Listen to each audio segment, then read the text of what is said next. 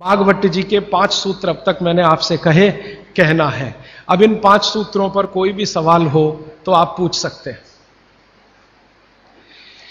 मैं आपको भागवत जी के 50 सूत्र बताऊंगा अगले 28 तक। अभी तक 5 बताए। कोई सवाल पूछना चाहें तो जी पूछिए, हाथ उठाइए। और मेरी विनती है भैया कोई उठ के ना जाए, प्लीज थोड़ी देर रुकिए। ये सवाल हो सकता है आपके भी काम के हों, जरूरी नहीं है कि जिन्होंने पूछा उन्हीं के काम के, हो सकता है आपके भी काम के हो। थोड़ी देर सब रुकिए प्लीज।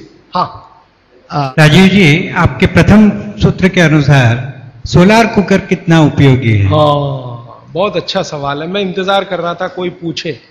देखिए, मेरे प्रथम सूत्र के अनुसार सोलर कुकर सबसे ज्यादा उपयोगी है, क्योंकि भगवान भागवत जी क्या कह रहे हैं? सूर्य का प्रकाश, पवन का स्पर्श। अब सोलर कुकर एक ऐसी अद्भुत चीज बनी है या बनाई गई है जिसमें सूर्य का प्रकाश सबसे ज्यादा, तो सोलर कुकर का खाना बहुत अच्छा। लेकिन कौन सा सोलर कुकर? देखिए, एक सोलर कुकर ऐसा आता है जिसमें डब्बे को बंद करके खाना बनाने के लिए रखते हैं ना, वो सब एल्यूमिनियम के डब्बे हैं, वो ध्यान रखिएगा। आपने देखा ना सोलर कुकर में वो डब्बे बंद करके हम रख, वो सब एल्यूमिनियम। और कल मैं कह चुका हूं इस बात को कि एल्यूमिनियम दुनिया का सबसे खराब मेटल है जिसमें खाना नहीं रख सकते। तो solar cooker as a technology अच्छी है, लेकिन उसके वेसल्स चेंज करें तो। एल्यूमिनियम के वेसल जब तक है तब तक ये सोलर कुकर का खाना जहर है, लेकिन सिद्धांत रूप में सोलर कुकर भारत के हिसाब से सबसे अच्छी टेक्नोलॉजी है।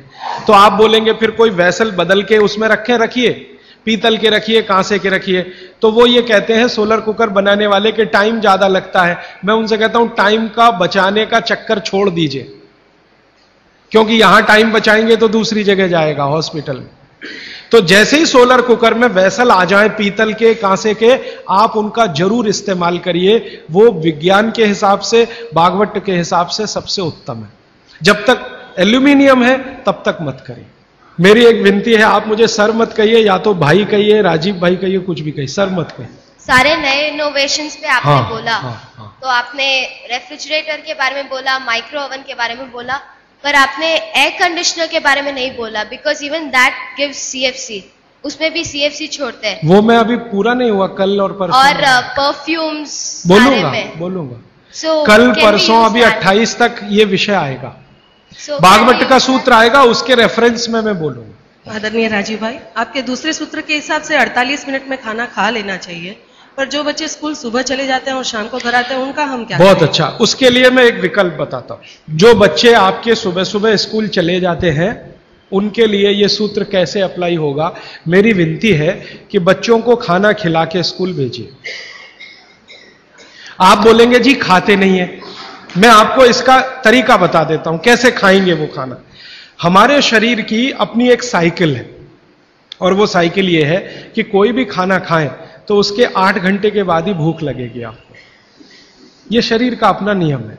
तो बच्चों के ऊपर भी यही नियम है, पुरुषों के ऊपर, स्त्री, सबके ऊपर। तो साइकिल शरीर की यह है कि खाने के 8 घंटे के बाद ही भूख लगेगी। तो एक रात पहले का खाना उनको उस समय खिला दीजिए कि सुबह तक 8 घंटे पूरे हो जाए। माने अगले दिन शाम को ही खाना खिला दीजिए, रात को मत खिलाइए। शाम को 6 बजे तक अगर आपने खाना खिला दिया, 6 बजे तक, तो 8-9 बजे तक सोने की नींद उनको आई जाएगी। क्योंकि 1.5 घंटे के बाद जैसे ही खाना पच के रस में बदलता है, बॉडी का ब्लड प्रेशर अपने आप बढ़ना शुरू कर देता है, और ब्लड प्रेशर बढ़े तो नींद आनी ही है, रुक नहीं पाएंगे आप।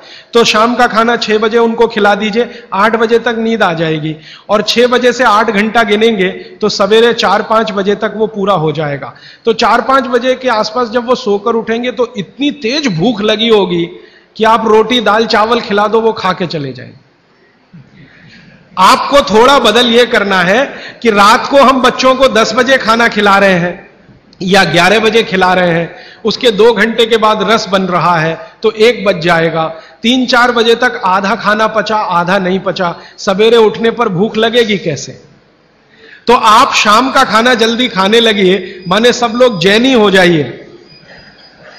हाँ, परोक्ष रूप से मैं ये कहता हूं कि जैन धर्म आप पालन करें, वो महत्व का है, धारण करें वो महत्व का है, उतना नहीं है। आप आचार्य श्री को वंदन करें, बहुत अच्छा, नहीं करें तो शाम का खाना तो 6 बजे खा लें, तो आप आचार्य श्री के वंदन से भी बड़ा काम करेंगे। वो आचार्य श्री भी यही कहते हैं, शाम का खाना जल्दी खाओ।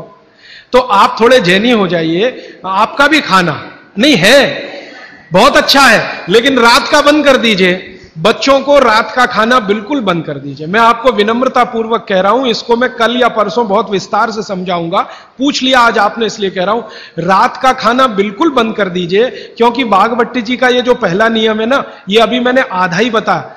सूर्य का प्रकाश और पवन का स्पर्श हर समय वो कहते हैं खाते समय पीते समय रहना ही चाहिए। अब 6 बजे के बाद तो सूर्य प्रकाश रह नहीं सकता, और आप जानते हैं सूर्य प्रकाश का सबसे बड़ा परिणाम है विटामिन डी का निर्माण।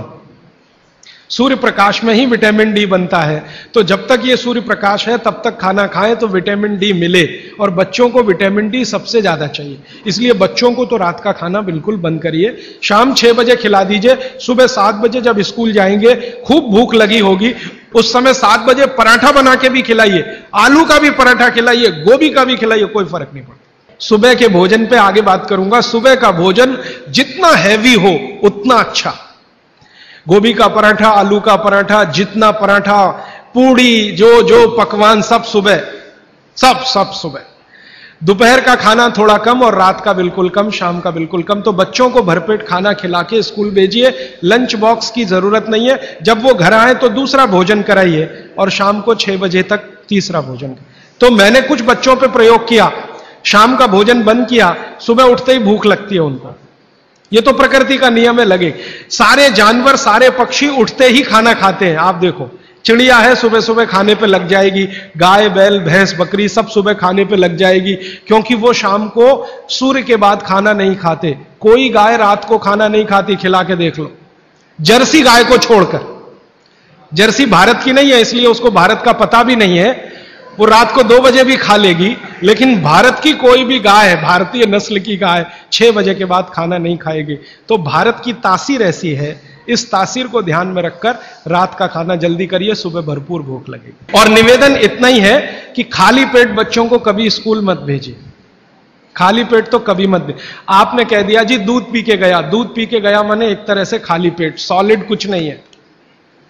सॉलिड सुबह सुबह शरीर में जाना बहुत ही आवश्यक है, अगर भविष्य में आप उसको एसिडिटी, अल्सर, पेप्टिक अल्सर से बचाना चाहते हैं तो।